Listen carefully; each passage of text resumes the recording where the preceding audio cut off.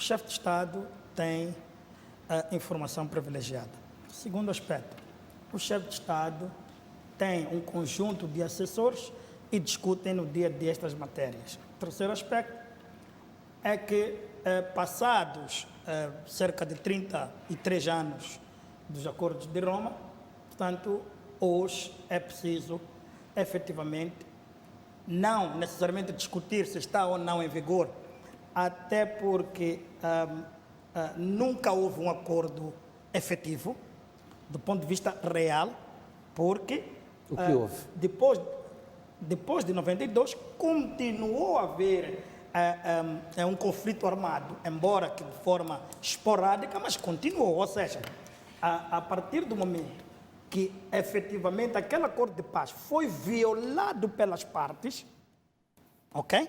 Foi violado pelas partes, obviamente que nunca existiu este acordo geral de paz. Daí que houveram acordos sucessivos, nomeadamente o acordo assinado pelo então líder da Renamo, Afonso Dhlakama, com o presidente Filipe Nyusi, e agora o Suf Mahamat com o presidente Chapa. Portanto, se existisse o acordo geral de paz de Roma, efetivamente não teriam sido assinados estes outros acordos subsequentes. É o que eu quis dizer para a correção, o Suf Mahamat e Filipe Nyusi. O último acordo assinado. Desculpa. E Filipe Nyusi, desculpa. A questão fundamental aqui é os pressupostos que levaram ao fim das hostilidades armadas entre a Frelimo e a Renamo continuam a ser verdadeiramente esses os fatores que devem ser tomados em consideração para que o país efetivamente possa percorrer um caminho da paz, um caminho do desenvolvimento, da tranquilidade, do crescimento e do bem-estar social? E a resposta vem logo aí a seguir. Não. O acordo de cessação das hostilidades militares, que, em minha opinião, é continuação do Acordo Geral de Paz pela inoperância, inobservância, portanto, vir questionar esse Acordo Geral de Paz hoje existe, para mim, do ponto de vista de comunicação política, não tem nenhum efeito real e concreto no dia a dia dos moçambicanos. Os moçambicanos querem um acordo,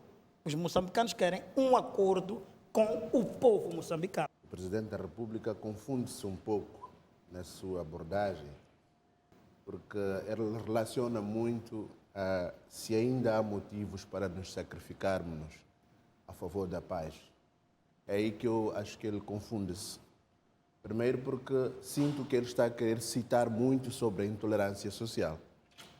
Sinto que ele está a querer apertar muito um fator que é sobre a intolerância política. E é preciso sempre recordar que há mentores destas questões que levantam situações de intolerância. E se calhar os tais mentores ainda estejam muito próximo dele. Então, é preciso que ele reflita primeiro a partir de casa. Antes de fazer essa pergunta, que tivesse feito um TPC mais apurado e para que a gente possa compreender efetivamente aonde quer chegar o Presidente. Agora, quanto ao Acordo Geral de Paz, de uma forma especial, como assim foi o seu pedido, há que se pensar aqui numa coisa, que o Acordo Geral de Paz, muito provavelmente, o acordo entre ou com os moçambicanos nunca existiu. Existiu a cessação de hostilidades, existiu duas forças que decidiram parar de resolver as coisas por via da força, por via da guerra, por via dos tiros, e nada mais, porque a paz como tal, assim como questiono eu a independência de Moçambique, isto não foi efetivado ainda. Isto continua a ser aqui uma falícia que os políticos têm usado para alimentar um processo de sensibilização social. Um dos aspectos que constava do Acordo Geral de Paz era a realização de eleições livres, justas e transparentes. Essas eleições não foram realizadas.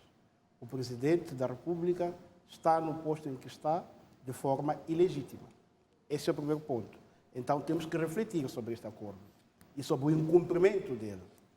A segunda questão era a existência de uma polícia, de uma força de defesa e segurança republicana. A polícia não devia ser instrumento do partido no poder. o incumprimento disto é visível a olho de quem quer ver, e quem é o comandante em chefe é o Presidente da República. Por isso, é preciso refletir se realmente o Presidente da República, o que é que nos quer dizer com isto? Para nós, implicitamente, cabe-nos entender que há aqui uma mensagem de dizer que é preciso romper com as instituições e implantar uma ditadura. Porque ao questionar estas instituições oficialmente convertidas em lei, porque o Acordo Geral de Paz foi transformado em lei, e a lei é de cumprimento obrigatório, e o Presidente da República vem questionar isto, significa que não pretende que tenhamos instituições democráticas. Pois é, o que não foi feito é eleições livres, justas e transparentes. O que não foi feito é termos uma polícia republicana. Isto não foi feito. Mas o que não ter sido completado, por exemplo, a implementação do acordo, significa que ele não está em vigor? Olha, uma das questões que se coloca muito em Moçambique... Quando o acordo é sucessivamente... Mas deixa o Marcial concluir, depois volta. O acordo cessar, não é? Ou por caducidade, ou pelo objeto que a cria, não exista. E, neste caso, nem tem limite de caducidade o acordo, muito menos os objetos que fizeram com que o acordo fosse assinado terminaram. Quer dizer, os desafios, este contrato social... Pois, mas Nhacuco, era uma questão pontual, vamos respeitar o tempo de intervenção. Bom, voltando à questão que eu colocava, esta reflexão que o Presidente da República nos coloca, que desafia,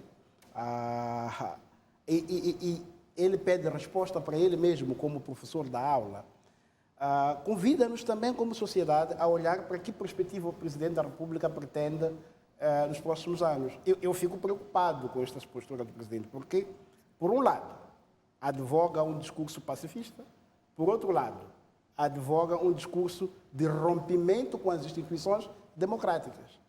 O AGP não é uma questão de vontade do Presidente da República, é uma questão de cumprimento. A lei não é uma questão de obrigação, de vontade. Nós podemos refletir constantemente, mas é preciso ter em conta que foi no âmbito destes convites, que muito bem trouxeste, eu ia trazer isso, mas antecipaste, foi no âmbito deste convite da reflexão que que assistimos ao descalabro das eleições distritais.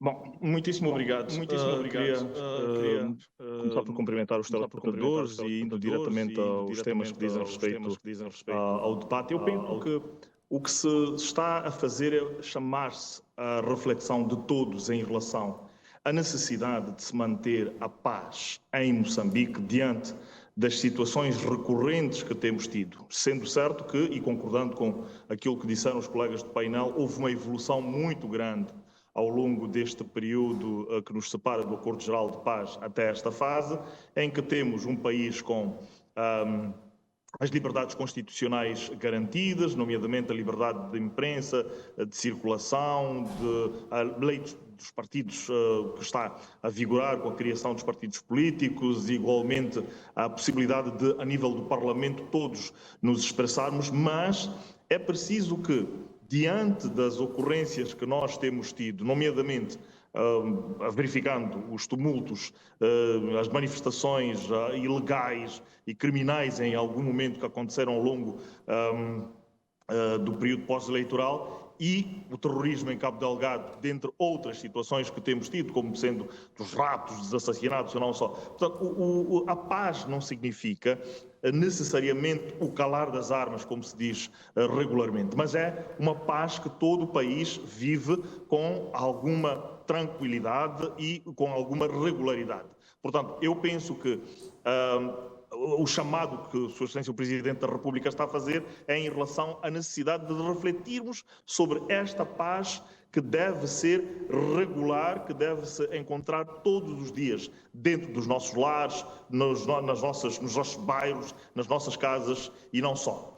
Em relação a esta segunda matéria, a que chama a reflexão, eu penso que não é de todo novidade aquilo que acontece. Aliás, este país não está a experimentar situações desta natureza apenas no momento atual. Não sejamos ingênuos de pensar que na geopolítica internacional não se fazem ações que permitam retirar partidos políticos, já foi feito no passado, já foi descoberto neste país cidadãos oriundos de outros países procuravam conspirar contra a nação moçambicana. Portanto, acho que de todos nós devemos refletir sobre o que é que, de facto, está... Não se trata, em algum momento, de partidos políticos apenas, mas o que é que está a acontecer com a nossa nação quando se tem todo um movimento muito bem elaborado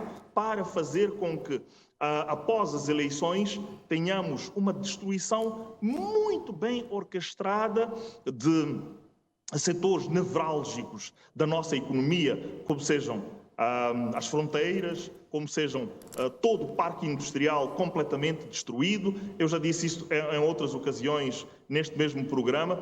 Não se pode pensar ingenuamente que estas situações vão acontecendo sem que possa haver alguma intervenção.